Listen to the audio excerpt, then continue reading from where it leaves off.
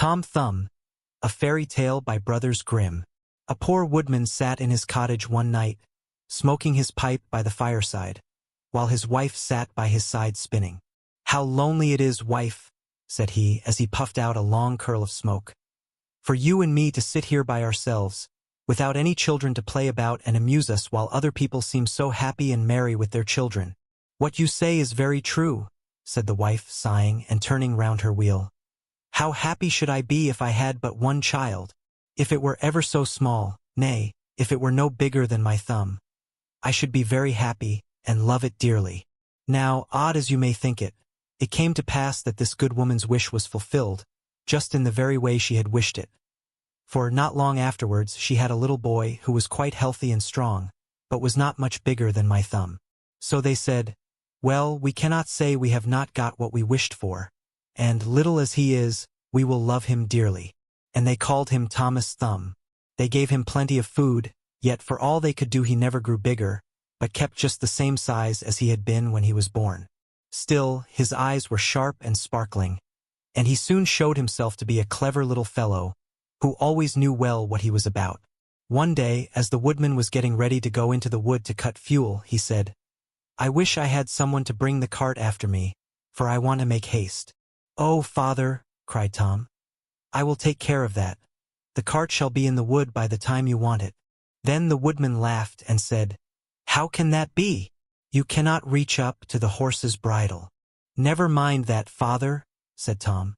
"If my mother will only harness the horse, I will get into his ear and tell him which way to go." "Well," said the father, "we will try for once." When the time came, the mother harnessed the horse to the cart, and put Tom into his ear, and as he sat there the little man told the beast how to go, crying out, "Go on!" and "Stop!" as he wanted. And thus the horse went on just as well as if the woodman had driven it himself into the wood. It happened that, as the horse was going a little too fast, and Tom was calling out, "Gently! Gently!" two strangers came up. "What an odd thing that is," said one. "There is a cart going along, and I hear a carter talking to the horse, but yet I can see no one." "That is queer, indeed," said the other. "Let us follow the cart and see where it goes." So they went on into the wood, till at last they came to the place where the woodman was. Then Tom Thumb, seeing his father, cried out, "See, father, here I am with the cart, all right and safe. Now take me down." So his father took hold of the horse with one hand, and with the other took his son out of the horse's ear, and put him down upon a straw, where he sat as merry as you please. The two strangers were all this time looking on, and did not know what to say for wonder. At last one took the other aside and said, "That little urchin will make our fortune, if we can get him, and carry him about from town to town as a show. We must buy him." So they went up to the woodman, and asked him what he would take for the little man. "He will be better off," said they, "with us than with you." "I won't sell him at all," said the father. "My own flesh and blood is dearer to me than all the silver and gold in the world." But Tom, hearing of the bargain they wanted to make, crept up his father's coat to his shoulder and whispered in his ear, "Take the money, father, and let them have me. I'll soon come back to you." So the woodman at last said he would sell Tom to the strangers for a large piece of gold, and they paid the price. "Where would you like to sit?" said one of them. "Oh, put me on the rim of your hat. That will be a nice gallery for me. I can walk about there and see the country as we go along." So they did as he wished, and when Tom had taken leave of his father they took him away with them. They journeyed on till it began to be dusky, and then the little man said, "Let me get down, I'm tired." So the man took off his hat, and put him down on a clod of earth, in a plowed field by the side of the road. But Tom ran about amongst the furrows, and at last slipped into an old mouse-hole. "Good night, my masters," said he. "I'm off. Mind and look sharp after me the next time." Then they ran at once to the place and poked the ends of their sticks into the mouse-hole, but all in vain. Tom only crawled farther and farther in, and at last it became quite dark, so that they were forced to go their way without their prize, as sulky as could be. When Tom found they were gone, he came out of his hiding place. "What dangerous walking it is," said he, "in this plowed field. If I were to fall from one of these great clods, I should undoubtedly break my neck." At last, by good luck, he found a large empty snail shell. "This is lucky," said he. "I can sleep here very well," and in he crept. Just as he was falling asleep, he heard two men passing by, chatting together, and one said to the other, "How can we rob that rich parson's house of his silver and gold?" "I'll tell you," cried Tom. "What noise was that?" said the thief, frightened. "I'm sure I heard someone speak." They stood still listening, and Tom said, "Take me with you, and I'll soon show you how to get the parson's money." "But where are you?" said they. "Look about on the ground," answered he, "and listen where the sound comes from." At last the thieves found him out, and lifted him up in their hands. "You little urchin," they said, "what can you do for us?" "Why, I can get between the iron window bars of the parson's house, and throw you out whatever you want." "That's a good thought," said the thieves. "Come along, we shall see what you can do." When they came to the parson's house, Tom slipped through the window bars into the room, and then called out as loud as he could bawl, "Will you have all that is here?" At this the thieves were frightened, and said, "Softly, softly, speak low, that you may not awaken anybody." But Tom seemed as if he did not understand them, and bawled out again, "How much will you have? Shall I throw it all out?" Now the cook lay in the next room, and hearing a noise she raised herself up in her bed and listened. Meantime the thieves were frightened, and ran off a little way. But at last they plucked up their hearts, and said, "The little urchin is only trying to make fools of us." So they came back and whispered softly to him, saying, "Now let us have no more of your roguish jokes, but throw us out some of the money." Then Tom called out as loud as he could, "Very well, hold your hands. Here it comes." The cook heard this quite plain, so she sprang out of bed, and ran to open the door. The thieves ran off as if a wolf was at their tails, and the maid, having groped about and found nothing, went away for a light. By the time she came back, Tom had slipped off into the barn, and when she had looked about and searched every hole and corner, and found nobody, she went to bed, thinking she must have been dreaming with her eyes open. The little man crawled about in the hayloft, and at last found a snug place to finish his night's rest in. So he laid himself down, meaning to sleep till daylight, and then find his way home to his father and mother. But alas, how woefully he was undone! What crosses and sorrows happen to us all in this world! The cook got up early, before daybreak, to feed the cows, and going straight to the hayloft, carried away a large bundle of hay, with the little man in the middle of it, fast asleep.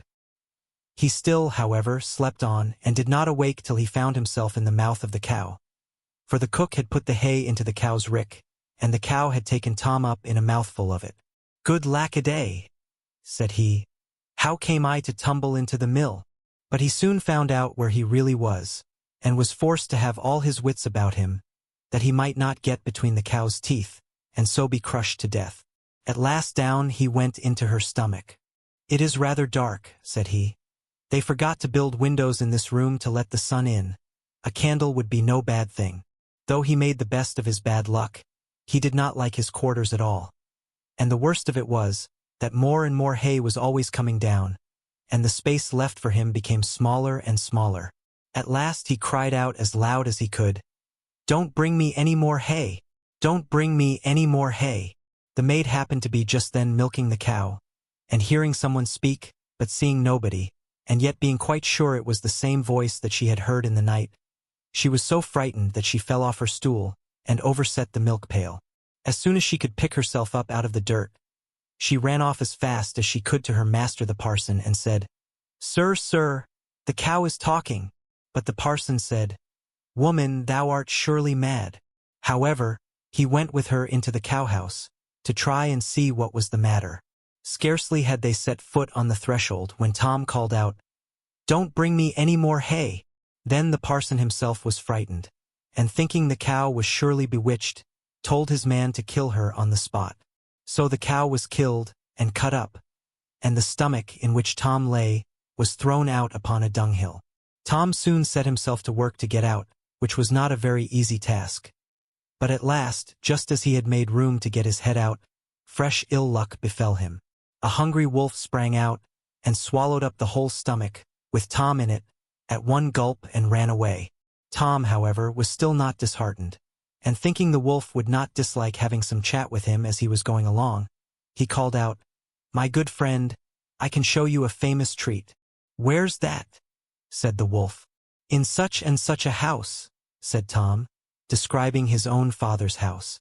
"You can crawl through the drain into the kitchen and then into the pantry, and there you will find cakes, ham, beef, cold chicken, roast pig, apple dumplings, and everything that your heart can wish." The wolf did not want to be asked twice, so that very night he went to the house and crawled through the drain into the kitchen, and then into the pantry, and ate and drank there to his heart's content. As soon as he had had enough, he wanted to get away, but he had eaten so much that he could not go out by the same way he came in. This was just what Tom had reckoned upon, and now he began to set up a great shout, making all the noise he could. "Will you be easy?" said the wolf. "You'll awaken everybody in the house if you make such a clatter." "What's that to me?" said the little man. "You have had your frolic, now I've a mind to be merry myself." And he began, singing and shouting as loud as he could. The woodman and his wife, being awakened by the noise, peeped through a crack in the door. But when they saw a wolf was there, you may well suppose that they were sadly frightened, and the woodman ran for his axe and gave his wife a scythe. "Do you stay behind?" said the woodman. "And when I have knocked him on the head, you must rip him up with the scythe." Tom heard all this, and cried out, "Father, father, I am here. The wolf has swallowed me." And his father said, "Heaven be praised. We have found our dear child again." And he told his wife not to use the scythe for fear she should hurt him. Then he aimed a great blow, and struck the wolf on the head, and killed him on the spot. And when he was dead, they cut open his body, and set Tommy free. "Ah," said the father, "what fears we have had for you." "Yes, father," answered he. "I have traveled all over the world, I think, in one way or other since we parted. And now I am very glad to come home and get fresh air again." "Why, where have you been?" said his father. "I have been in a mousehole, and in a snail shell, and down a cow's throat, and in the wolf's belly, and yet here I am again, safe and sound." "Well," said they, "you are come back, and we will not sell you again for all the riches in the world." Then they hugged and kissed their dear little son, and gave him plenty to eat and drink, for he was very hungry.